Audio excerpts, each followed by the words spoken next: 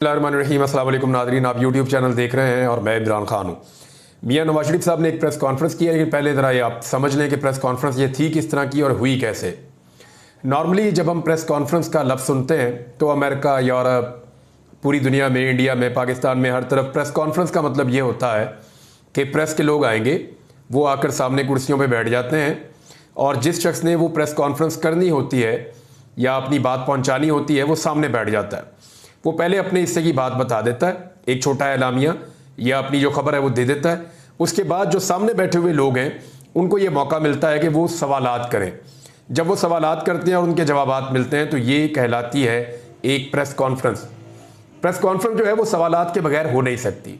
सवालात के बगैर जो चीज़ होती है वो एक एलामिया होता है, जो एलामिया नॉर्मली जारी कर दिया जाता है, या एक स्टेटमेंट होती है जो स्टेटमेंट जारी कर दी जाती है कि फ़लाँ का ये बयान है और इसको ले लिया जाए। मिसाल के तौर पे इमरान खान साहब कुछ बयानात जारी करते थे सोशल मीडिया के ज़रिए से, यानी वो सोशल मीडिया को ले लेते थे। जब उनके ऊपर पाबंदी लग गई पाकिस्तान के प्रेस में, पाकिस्तान के टेलीविज़न चैनल्स पे, तो वो अपने यूट्यूब चैनल के ऊपर एक वीडियो जारी पैगाम करवा देते थे। पाकिस्तान भर के जो सोशल मीडिया के प्लेटफॉर्म है वो उनको उठा लेते थे। लेकिन इसके बावजूद इमरान खान साहब प्रेस को बुलाते थे, उनसे बातचीत करते थे, सवाल जवाब भी करते थे और कोशिश करते रहते थे कि प्रेस टॉक उनकी होती रहे। पाकिस्तान के अंदर जो सहाफ़ी हैं उनसे भी, पाकिस्तान के बाहर जो सहाफ़ी हैं उनसे भी, फॉरेन मीडिया से भी वो बातचीत करते रहते थे और बहुत सारे टीवी चैनल्स को वो इंटरव्यूज़ भी देते रहते थे। पाकिस्तान में जब पाबंदी लगी तो फिर आलमी मीडिया उनके इंटरव्यूज़ लेता था। अब नवाज शरीफ साहब ने जो प्रेस कॉन्फ्रेंस की है बहुत ही अजीब है और ये इन्होंने एक नया तरीक़ाकार निकाला है। ये इनके इंफॉर्मेशन मिनिस्टर ने भी एक दिन पहले ऐसा ही किया, मुझे आज पता चला इस सारे मामले का। ये करते ये हैं कि अकेला बंदा बैठ जाता है, पाकिस्तान टेलीविज़न को बुला लेते हैं, पीटीवी को, जो हमारे टैक्स के पैसों से चलता है, उस अकेले टीवी चैनल को बुलाते हैं, वो सामने कैमरा लगा देता है और ये अपनी प्रेस कॉन्फ्रेंस रिकॉर्ड करवा देते हैं। फिर वो रिकॉर्डेड प्रेस कॉन्फ्रेंस जो है ये मीडिया को जारी कर देते हैं, जी इसको आप चला दें, और फिर मीडिया को डंडा आता है कि इसको ना चलाया तो ये हो जाएगा, वो हो जाएगा। फिर सारे मीडिया को बेचारे को चलानी पड़ती है वो प्रेस कॉन्फ्रेंस। अब नवाज शरीफ और मरियम नवाज ने एक प्रेस कॉन्फ्रेंस की है और सारे मीडिया ने पाकिस्तान में उसको चलाया भी है और चलाना भी पड़ा है। पहले प्रेस कॉन्फ्रेंस का टाइम कोई और था, बाद में पता चला कि प्रेस कॉन्फ्रेंस का टाइम बदल दिया गया है। तो एक्चुअली टाइम नहीं बदला गया, मुझे कुछ सोर्सेज ये बता रहे हैं कि ये एक रिकॉर्डेड वीडियो थी प्रेस कॉन्फ्रेंस की जो उन दोनों ने की, और बाप बेटी ने प्रेस कॉन्फ्रेंस की लेकिन प्रेस वाला उसके अंदर कोई मौजूद नहीं था। यानी नवाज शरीफ साहब की वही पुरानी आदत है, मैं मैदान में भागूंगा तो अकेला भागूंगा, मेरे साथ दूसरा मुकाबले में कोई नहीं होना चाहिए। मैं प्रेस कॉन्फ्रेंस करूंगा तो वहां पे प्रेस मौजूद नहीं होना चाहिए। मैं क्रिकेट खेलूंगा तो सामने वाला और साइड वाला अंपायर ये दोनों मेरे होने चाहिए और मुझे हल्की हल्की गेंदें कराओ। तो ये मियां साहब का एक पुराना वतीरा है कि वो फिक्स करके मैच खेलते हैं, तो फिक्स करके प्रेस कॉन्फ्रेंस का भी उन्होंने एक जुगाड़ लगा लिया है। लेकिन मेरी नज़र में जो पीएमएलएन के दानिश्वर हैं या वो सहाफ़ी जो पीएमएलएन के बयानिए को आगे लेकर चलते हैं और उनके बयानिए की तारीफ करते हैं, या मियां नवाज शरीफ साहब को वो समझते हैं कि पाकिस्तान के मसाइल का हल उनके पास है, उन सबको शर्म आनी चाहिए। वजह यह है कि मियां साहब ने उनको इस काबिल भी नहीं समझा कि मियां साहब उन्हें बुला लेते और बुला के उन्हें कहते जी आप एक एक सवाल कर लें। यानी जो पीएमएलएन का अपना मीडिया का बहुत क्लोज तरीन एक हल्का है, उन्हें भी मियां साहब ने इस काबिल नहीं समझा या मरियम नवाज ने कि उन्हें सवाल करने का मौका दिया जाए, क्योंकि और घेरे से गिरा हुआ भी सवाल होगा ना इस वक्त मियां साहब के पास, उसका जवाब ही नहीं है। कोई बहुत ही फिक्स किस्म का भी सवाल होगा ना, लिख के दिया हुआ भी होगा, तो मियां साहब के पास उसका जवाब नहीं है। मियां साहब अब सवालात से घबराते ही रहेंगे, सवालात से भागते ही रहेंगे और इसी तरह की लगता है कि रिकॉर्डेड प्रेस कॉन्फ्रेंसेस मियां साहब की आती रहेंगी। बहरहाल पीटीवी की फीड मिली, टीवी चैनल्स को उन्होंने चला दी। मियां साहब ने उसके अंदर एक बड़ा जो ऐलान किया, वो जो सबसे बड़ा ऐलान है मियां नवाज शरीफ साहब का, वो तो ये है जी कि 14 रुपये बिजली हम सस्ती कर रहे हैं पंजाब में। जिन लोगों को अब 500 यूनिट तक बिजली का बिल आएगा उनको कह रहे हैं जी हम 14 रुपये यूनिट सस्ता कर देंगे। इस खबर को यहां रोक लें, मैं बाद में बताता हूं मियां साहब ने और क्या क्या कहा, लेकिन जरा इसको यहां रोक लें कि मियां साहब ने कहा ये, और फौरी तौर पे बहुत सारे हमारे ऐसे मियां साहब के चाहने वाले हैं, उन्होंने खबरें चलानी शुरू कर दी। हम अपने घर गए, हमने जाके बिजली का बिल देखा और उसमें 14 रुपये कम हो गए थे। वो फिटे मुंह ताड़ी अकल देते, ये अगले महीने से होने हैं, ये इस महीने से नहीं होने। अभी तो मियां साहब ने अनाउंस किया और तुमने जाके फौरन कैलकुलेशन भी शुरू कर दी है। तुम्हारे कैलकुलेटर ही फारग हैं जिन, और कैलकुलेटर जो है वो जब तासुब से भरा हुआ होगा एक आदमी तो उसका कैलकुलेटर भी ऐसे ही होगा। तो मियां नवाज शरीफ साहब ने अभी सिर्फ अनाउंसमेंट किया और उन्होंने नाच नाच के घुंघरू तोड़ना शुरू कर दिया कि ये कर दिया तो वो कर दिया। मैं जो फैक्ट आपके सामने रखूंगा जरा वो देखिए। मियां साहब ने फरमाया कि पंजाब में 500 यूनिट तक बिजली इस्तेमाल करने वालों को फी यूनिट 14 रुपए का रिलीफ मिलेगा। ये आपने खबर देख ली। अब मैं आपके सामने एक फैक्ट रखने जा रहा हूं। ये डॉन की खबर है, ये डॉन इंग्लिश की, और ये खबर छपी थी 2021 के इख्तिताम पर। 2022 के शुरू में इमरान खान साहब की हुकूमत गिर गई थी और उस वक्त इमरान खान साहब ने पेट्रोल में, बिजली में लोगों को रिलीफ भी दिया था 2022 में। लेकिन चले 2021 वाली खबर ले लेते हैं। 2021 के इख्तिताम में जो खबर छपी थी वो ये बता रही है कि जिस वक्त पाकिस्तान में मियां नवाज शरीफ साहब की हुकूमत खत्म हुई 2018 के जून में, तो 2018 का जो जून था जब मियां नवाज शरीफ साहब की हुकूमत खत्म हो रही थी, तो उस वक्त जो पाकिस्तान में बिजली का रेट था उसके ऊपर डॉन ने रिपोर्ट लिखी है। वो ये लिखते हैं कि 11 रुपए 72 पैसे का जो एक एवरेज यूनिट था पाकिस्तान में, वो था कितने रुपए का था? 11 रुपए 72 पैसे का। जब इमरान खान साहब की हुकूमत खत्म हो रही थी 2021 के इख्तिताम पे, तो उस वक्त जो यूनिट था वो 16 रुपए 44 पैसे का था। यानी नवाज शरीफ साहब की हुकूमत के खात्मे के वक्त बिजली का यूनिट 11 रुपए 72 पैसे। इमरान खान ने 3.5 साल तक इक्तदार में रहे। 3.5 साल के अंदर इमरान खान साहब ने इसकी कीमत को पहुंचा दिया 16 रुपए 44 पैसे।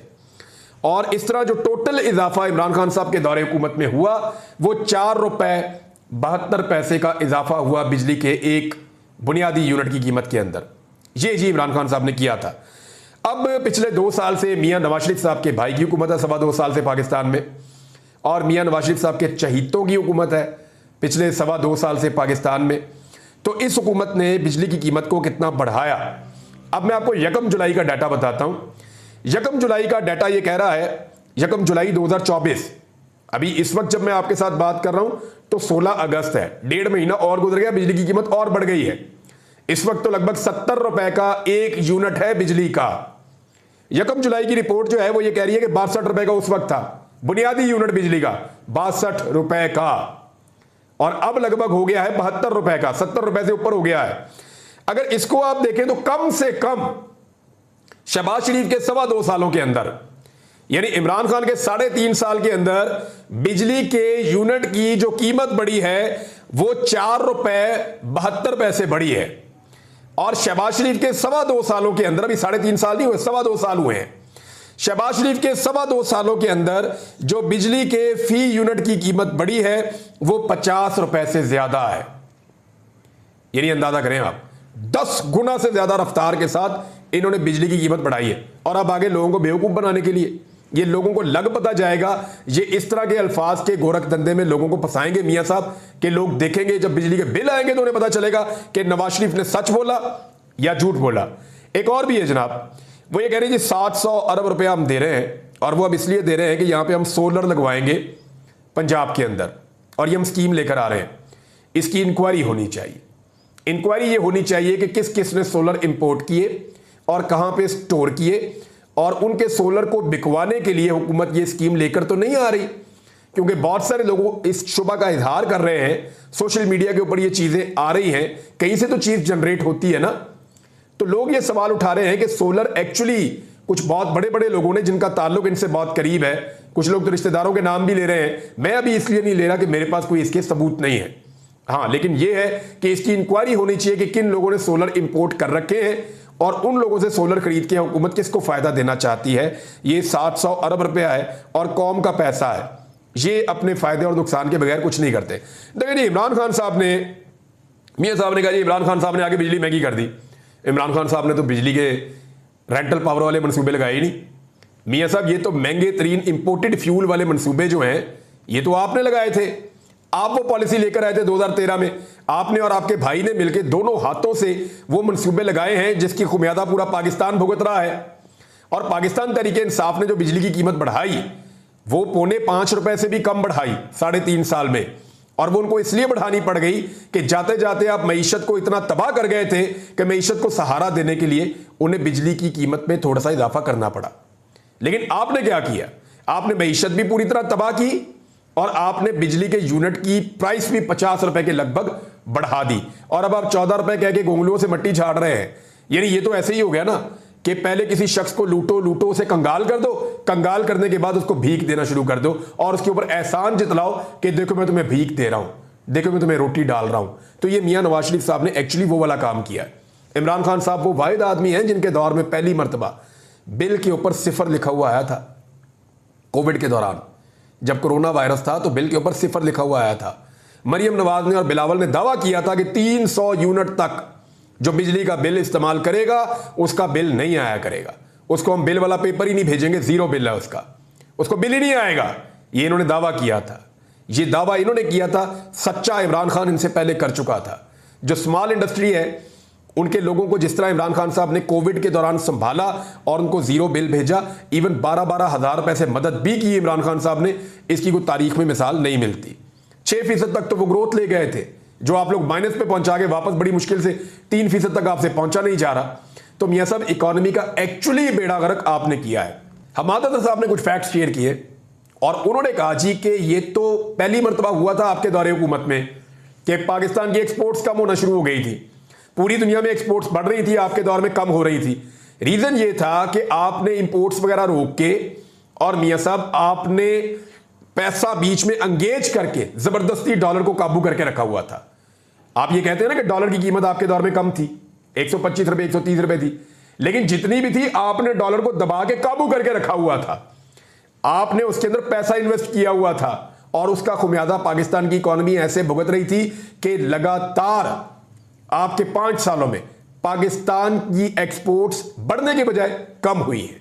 तो पाकिस्तान तो खजाने में जा रहा था और आप सिर्फ अपने नंबर सीधे कर रहे थे, जिस तरह आप अब नंबर सीधे करने आ गए। एक्चुअली मियां साहब ने ये किया क्यों? देखिए, इसमें 1-2 चीजें और भी मियां साहब ने की। इस प्रेस कॉन्फ्रेंस में मियां साहब ने जनरल फैज हमीद का या जनरल बाजवा का नाम नहीं लिया। अपनी हुकूमत गिराने के लिए रिस्पॉन्सिबल करार दिया मियां साहब ने चंद जजों को। अब मियां साहब एक्चुअली कहना क्या चाह रहे हैं, देखें इसका जो मतलब मुझे समझ आ रहा है ना, उन्होंने अपना पूरा बयानिया बदल दिया है। एक तो ये प्रेस कॉन्फ्रेंस करने के पीछे मुझे जो रीजन समझ आई वो ये, मियां साहब एक तो सामना नहीं कर सकते अब मीडिया का भी, सवालों के जवाब नहीं दे सकते। नंबर 2, हालांकि उन सहाफियों के सवालों का जवाब भी नहीं दे सकते जो मियां साहब के बहुत करीब है। नंबर 2, मियां साहब को शायद इस बात का शुबा हो गया है कि अब हुकूमत जाने वाली है और हुकूमत जाने से पहले कुछ ना कुछ वो ऐसे कॉस्मेटिक्स करें कि जब हुकूमत चली जाए तो वो कहें देखें मैं संभालने आया था, अभी हम संभालने ही लगे थे, हमारी हुकूमत फिर गिरा दी, ताकि वो कोई शहादत के दर्जे पे फायद हो जाए। ऐसा लगता है कि मियां साहब ने इस बात का अंदाजा कर दिया है। अब मियां साहब ने जो किया उसमें एक तो यह है कि मियां साहब ने बताया कि मैं अच्छा बच्चा बनकर रहूंगा, मैं गंदा बच्चा नहीं बनूंगा। मैंने किसी यानी जनरल बाजवा का नाम वो बहुत लेते थे, मेरी हुकूमत गिराई।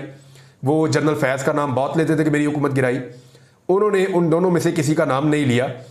तो उन्होंने एस्टेब्लिशमेंट को यह पैगाम दिया कि मैं अच्छा बच्चा बनकर रहूंगा, मेरी हुकूमत रहती है या गिर जाती है या दोबारा आती है तो मेरे लिए आपने अपना नरम गोशा एक रखना है, मैं अच्छा बच्चा हूं।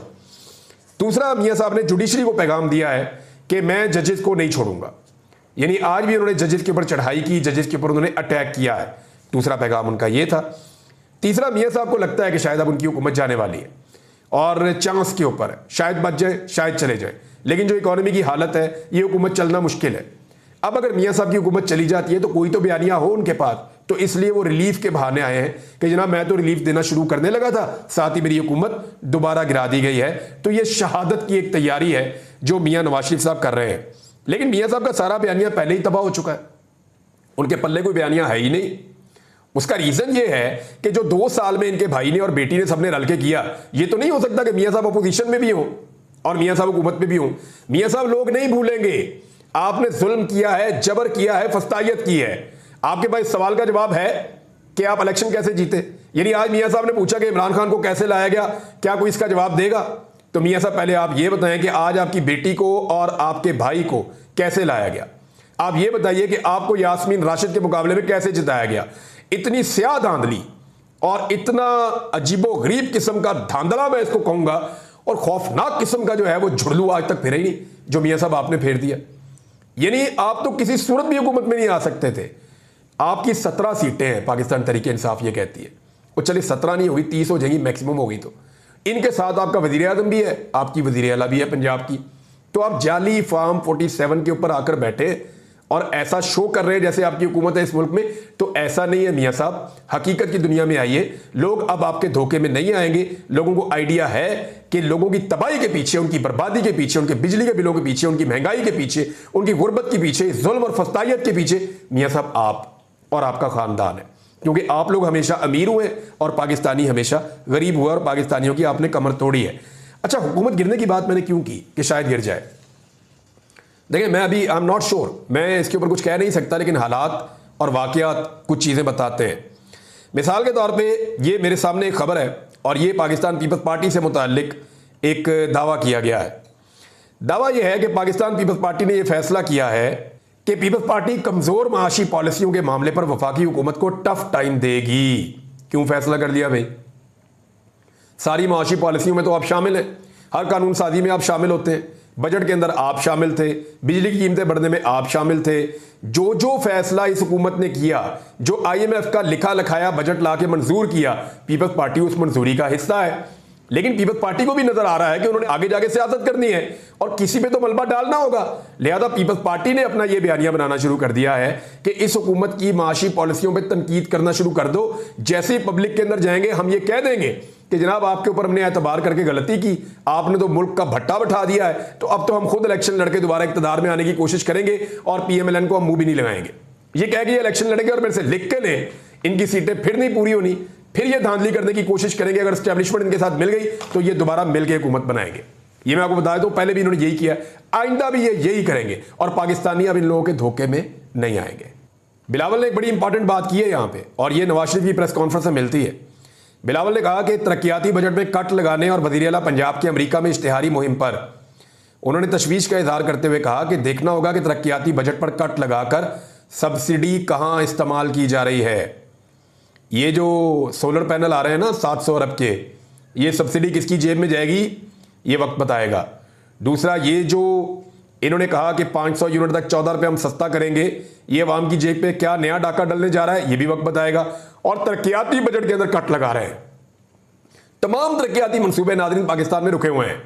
जितने बड़े मेगा तरक्याती मंसूबे थे सारे रुक गए हैं। जो डैम्स इमरान खान साहब ने शुरू किए थे, जो डैम्स मुकम्मल होने थे, उसके बाद सस्ती बिजली बननी थी, आपका जो है आबपाशी का निज़ाम बेहतर होना था, वो सारे मंसूबे ऑलमोस्ट रुके हुए हैं। ज्यादातर मंसूबे बंद कर दिए गए हैं, खासतौर पे खैबर पख्तूनख्वा में और पंजाब में भी बहुत सारे मंसूबे बंद हुए हैं, सिंध में भी हुए हैं, लेकिन ज्यादा जुल्म खैबर पख्तूनख्वा के साथ हुआ है। नाज़रीन, मियां साहब की प्रेस कॉन्फ्रेंस सारा टाइम खा गई है, लेकिन मैं अगले वीलॉग में कुछ और बड़ी इंपॉर्टेंट चीज़ें आपको बताने वाला हूँ। अब तक के लिए इतना ही। अगले वीलॉग का आप इंतजार कीजिए, अपना ख्याल रखिएगा, अपने इस चैनल का भी। लेकिन एक चीज़ और, आप सब लोग दुआ करें ओन अली खोसा के लिए, क्योंकि देखें इस निज़ाम के अंदर हमारा इतना ही बस चलता है ना, या तो हम खबर दे सकते हैं, मुतालबा कर सकते हैं, मुजम्मत कर सकते हैं, एहतजाज कर सकते हैं, आवाज़ उठा सकते हैं, फैक्ट्स सामने ला सकते हैं, यही कर सकते हैं ना, और फिर हम दुआ कर सकते हैं। ओन अली खोसा जो है वो लाखों करोड़ों पाकिस्तानियों का पसंदीदा एक बड़ा ज़बरदस्त शानदार किरदार है, तो उसे वापस आना चाहिए। वो मुहिब्बे वतन है, आप सबसे दरख्वास्त है कि उनके लिए दुआ भी करें।